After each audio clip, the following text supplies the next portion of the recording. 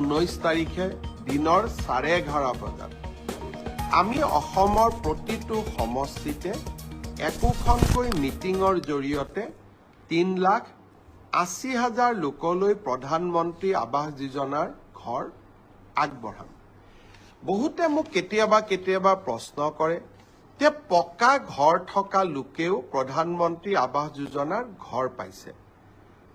19 তাৰিখে যিসকল লোকে আমাৰ পৰা অনুমোদন পত্ৰ ল'ব আহিব বা চৰকাৰৰ পৰা চেক পাব, তাৰ ভিতৰত যদি আপোনালোকে ভাবে যে কোনোবাই পাব নলগা লোকে এই ঘৰ পাইছে বা আমাৰ পঞ্চায়ত গ্ৰামোন্নয়ন বিভাগৰ লোকসকলে টকা পইচা সংগ্ৰহ কৰি নাপাবলগীয়া লোকক ঘৰ দিছে, যদিও মই বিশ্বাস কৰা নাই, আপোনালোকক অভিযোগ দিবৰ কাৰণেও আমি এটা ইমেইল নম্বৰ দিম, যাতে কোনোবা পকা ঘৰ থকা লোকেও যদি আৰু এবাৰ ঘৰ লৈছে আপোনালোকে অভিযোগ দিব পাৰিব আৰু অভিযোগ আমি পৰীক্ষা কৰিম।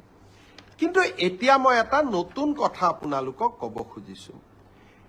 এইবাৰ আৱাস যোজনাৰ আমি আকৌ নতুন জিঅ' টেগিঙৰ কাম আৰম্ভ কৰিছো।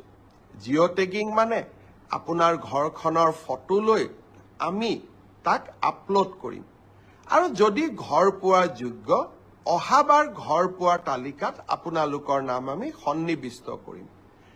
পঞ্চায়ত আৰু গ্ৰামোন্নয়ন বিভাগৰ কৰ্মচাৰীসকলে এই ক্ষেত্ৰত দুৰ্নীতি বা ৰাইজৰ পৰা টকা পইচা বিচাৰে বুলি বহুতে অভিযোগ কৰে। সঁচা মিছা মই নাজানো। সেইবাবে এইবাৰ জিঅ' টেগিঙৰ দায়িত্ব আমি জীৱিকা সখী বাইদেউসকলক দিছো। জীৱিকা সখী বাইদেউসকলে জিঅ' টেগিং কৰিব।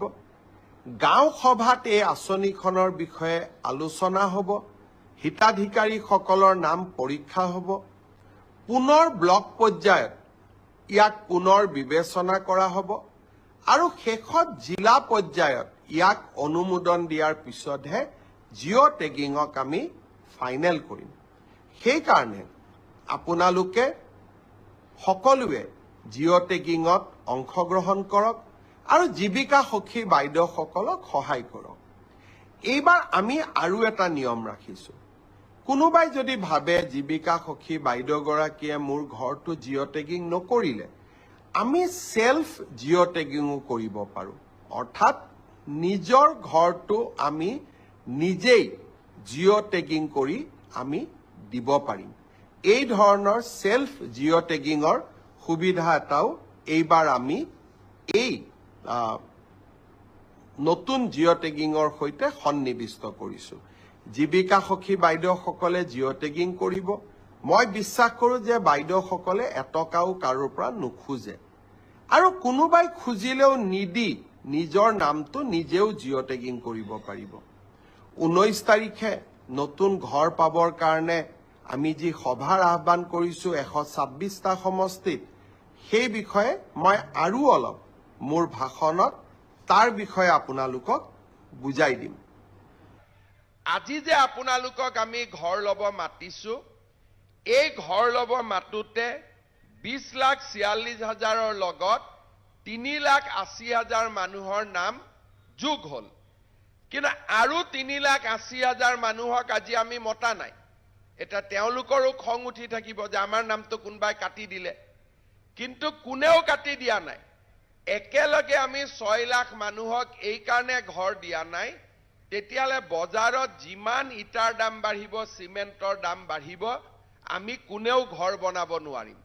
সেইকাৰণে আজি আমি আপোনালোকক 3,80,000 মানুহক মাতি ঘৰ দিছো আৰু অহা বছৰ অৰ্থাৎ চৰকাৰৰ বছৰটো 25-26 হিচাপত নহয়, 31 মাৰ্চতহে আমাৰ বছৰটো শেষ হয়। তাৰমানে এপ্ৰিলৰ পিছত আৰু ছেপ্টেম্বৰ মাহৰ ভিতৰত বা অক্টোবৰ মাহৰ ভিতৰত আমি অসমত এনেকৈ আজি যিবিলাকে আমাক বেয়া পাই আছে নমতাৰ কাৰণে, তেনেকুৱা 3,80,000 মানুহক মাতি আনি আমি আকৌ ঘৰ দিম আৰু তেতিয়া আমাৰ অসমত ঘৰ পোৱা মানুহৰ সংখ্যা হ'ব 26,11,793টা।